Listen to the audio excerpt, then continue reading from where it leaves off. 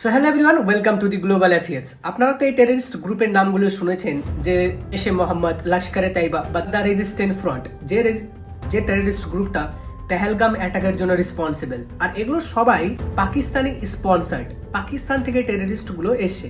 কিন্তু রিসেন্টলি ইন্ডিয়ার যে নর্থ ইস্টার্ন স্টেট রয়েছে, আসাম, মণিপুর, মেঘালয়, এর পারে যদি আমরা বর্ডারটা ক্রস করি, তাহলে যে মায়ানমার বর্ডার রয়েছে না, সেখানে কিছু টেররিস্ট রয়েছে। সেই টেররিস্ট গ্রুপের নাম হচ্ছে আলফা 1 এবং NSCN।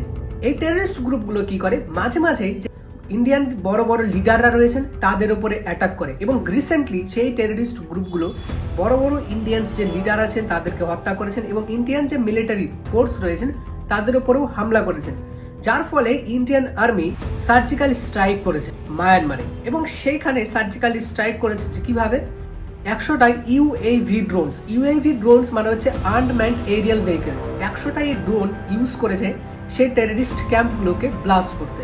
এবং সেই টেররিস্ট যে দুটো ক্যাম্প রয়েছে, একটা হলো আলফা 1 এবং NSCN, এবং এই দুটোরই টেররিস্ট গ্রুপের যে মেইন লিডাররা রয়েছেন তারা মারা গেছে।